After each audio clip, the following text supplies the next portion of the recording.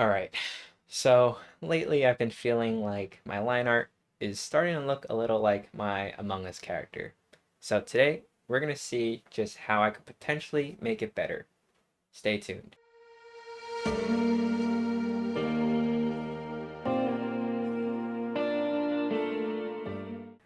What's going on, guys? Hope you're all doing well.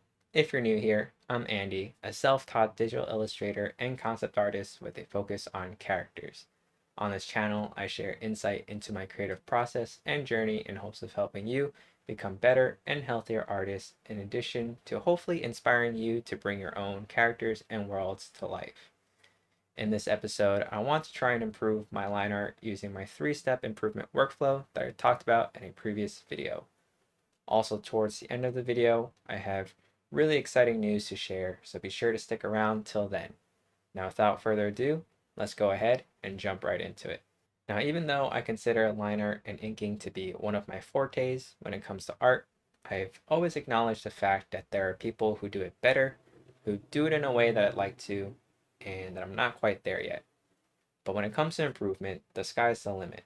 I can incorporate hashing, I could use different brushes, the list goes on. So to narrow down the scope and improve my work, I'm going to be studying from artists that inspire me, as well as some artwork that I'm currently drawing inspiration from. So when it comes to improving my line work, I definitely need to try and understand why it's been lacking and what I can do to make it better. And to do that, I'm going to be studying from the work of Zeronis, as well as the art from Persona 5 and Demon Slayer. And I guess we'll do that in reverse order, so let's go ahead and start with Demon Slayer. So when I look at this image, I see two standout features. The first is really noticeable in the hair, and it's this thick line that does an incredible job highlighting the silhouette of the character and separating the character from the background.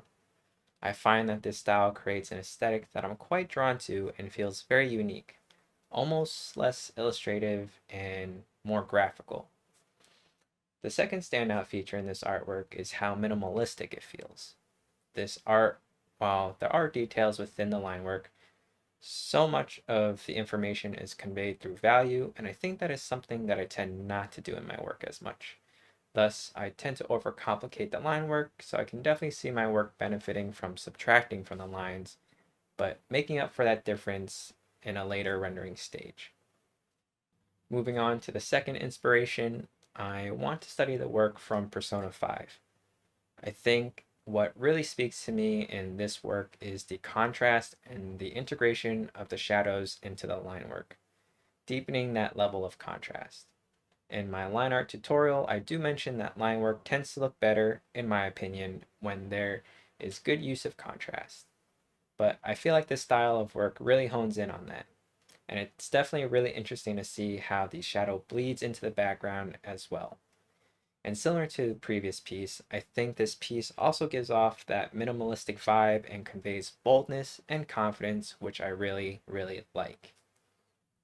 And finally, taking a look at Zeronis' work, I've been following his work for years now, and he was honestly the artist that made me want to take my line art more seriously. I think with his work, the biggest thing that I want to take away is similar to my previous findings, and that is to minimize the details. I tend to over-index on the detail, especially in the hair. Looking at Zeronis' work, I see that he uses very few lines to give shape to the hair, and I feel like I need to incorporate that more into my work. Normally, I would compensate for contrast by adding in the details into the hair, like adding strands, but here we can see very little of that. Zeronis also seems to use thicker, darker lines to build contrast in areas where there would be ambient occlusion. And while I do that a lot in my work as well, I definitely feel like Zeronis has found the perfect balance for when to do that and when not to. So I definitely want to be a little bit more cognizant of how I'm using this technique in my own work. So I think the key takeaways from this analysis are that I should aim to utilize contrast more to create bolder shapes and silhouettes, and to keep details minimal to accentuate more important features. All in all, I think employing these techniques will give my line work a little more life and give off a more minimalistic and bold feeling that I'm clearly inspired by. With that understanding in the back of my mind, it's time to take this learning to the application phase. So I have this sketch that I featured last week that I want to apply these learnings to. I'm only going to focus on the line work for the sake of this video, but the finished piece is posted on my Instagram, so definitely go and check that out if you're interested. Which actually brings me to the exciting news. This Thursday, February 4th, 2021, I will be relaunching my Twitch stream at 7:30 p.m. Eastern.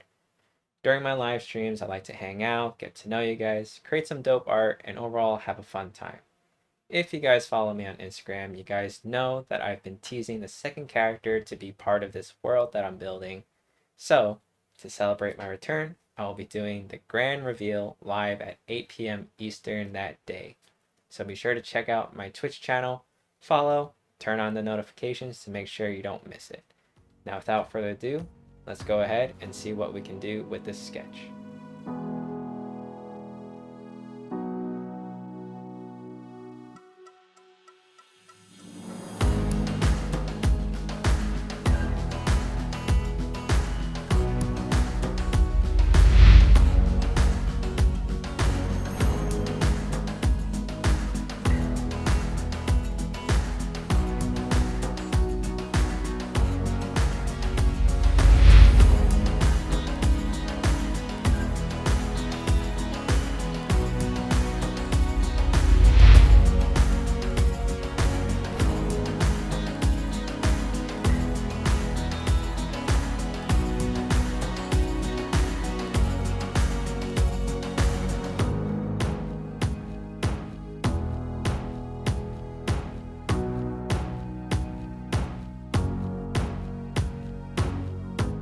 Alright, so here it is, the finished line work. I tried to incorporate as much of what I learned from my studying into this piece. And looking over it, I have some mixed feelings. I think there is a sense of boldness and confidence to it, but there are still areas that I feel are a little overcomplicated. Overall, I do think I learned through this process, and that alone is enough to keep me wanting to explore these concepts and continue refining this skill. But overall, I hope you guys were able to learn a thing or two, and hopefully you guys will apply this style of learning to your own work and see improvement of your own. Now, if you're looking to join me and many other wholesome creatives on this creative journey, be sure to check out the Discord server and become part of our community. Starting this month, we will be hosting monthly challenges geared towards helping you create and improve. Hopefully I'll see you guys there. Link in the description. If you liked this video, don't forget to give it a thumbs up and subscribe if you loved it. Hit the bell icon to be the first to know when I release a new video, and if you think your friend would enjoy this video, do them a favor and share it with them. If there's anything you guys would like to see in a future video, also let me know in the comments below. And while you're there, question of the day. What games or anime are you inspired by? I clearly draw inspiration from many, but what about you? Lately, I've been really into Fire Force, so be on the lookout for some fan art. As with any video, I'll have links to my social media in the description, as well as the gear I use to make my vision come to life. Like always, thank you for being here, and I look forward to seeing you guys in the next one.